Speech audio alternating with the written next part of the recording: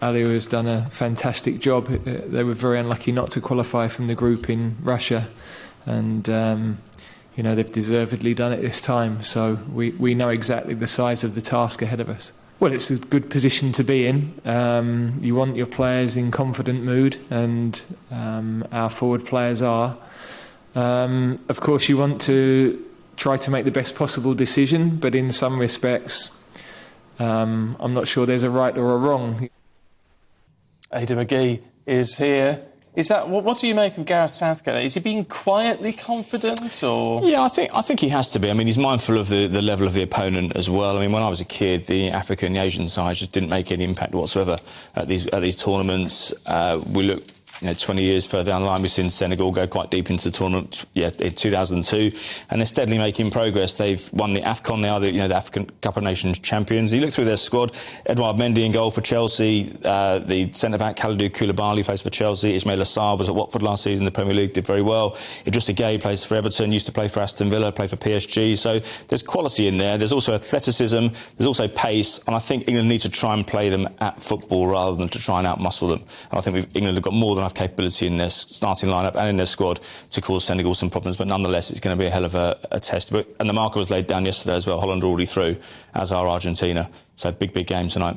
Have you seen, there's a story in one of the papers today about the fact that Gareth Southgate gets his inspiration from Morecambe and Wise? Is that right? I didn't know that, actually. He's an absolute huge fan of Morecambe and Wise, and he likes their timing.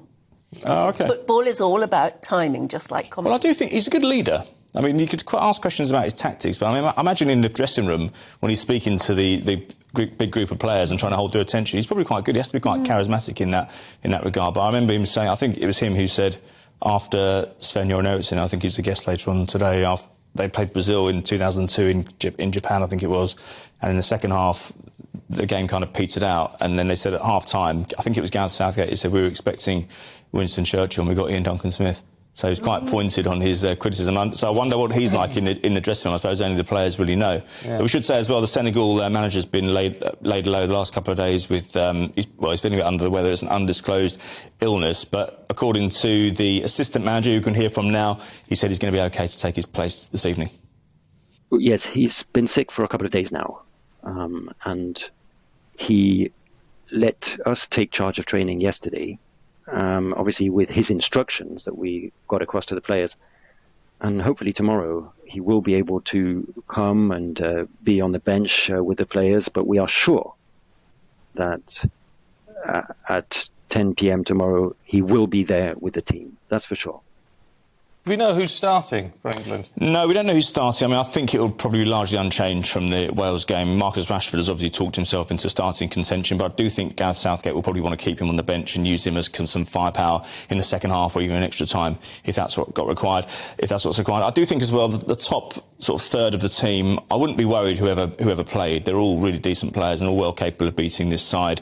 I think Kyle Walker will probably start again. He got 57 minutes against Wales, and if they do go through to France, then we are a bit guilty of looking ahead to the quarter-final. We've got a job to do this evening, but I think Kyle Walker's speed will be absolutely imperative to dealing with Kylian Mbappe of France, if, of course, France beat Poland today at 3 o'clock, which I expect them to do. Poland were hopeless in their third group game, and they were quite lucky to get through, and I think France will win that one easily. Well, as you were saying, we've got Sven-Göran Eriksson on later.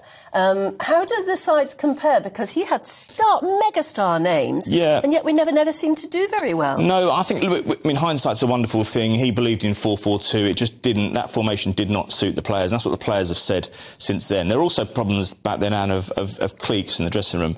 So Gareth Southgate was on the periphery of that squad as a player, and he saw Alan Shearer had his own table. The United players sat on their own, the Arsenal players sat on their own, and they didn't kind of. It wasn't a cogent unit, which you need in tournament football. There were managers of those teams as well who were encouraging the players to keep themselves separate. Frank Lampard's spoken about it, Steven Gerrard's spoken about it, and that when you haven't got team unity at a tournament, we didn't know it at the time, but it's emerged some years later that it just wasn't a team in those days, and the formation wasn't right either. So lots of things. Do you think it is much more collegiate now, then? Well, I do, because I think Gareth Southgate identified that as a problem from day one. So when, for example, if you've got a club rivalry, you leave them at the door.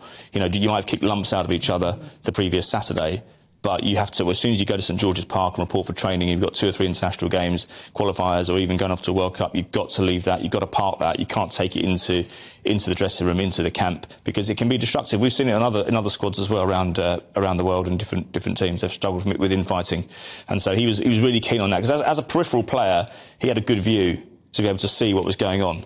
And I think that stuck with him for a long, long time, and it was probably his number one priority when he got the job. It's interesting, though, because there's been... I mean, Southgate has taken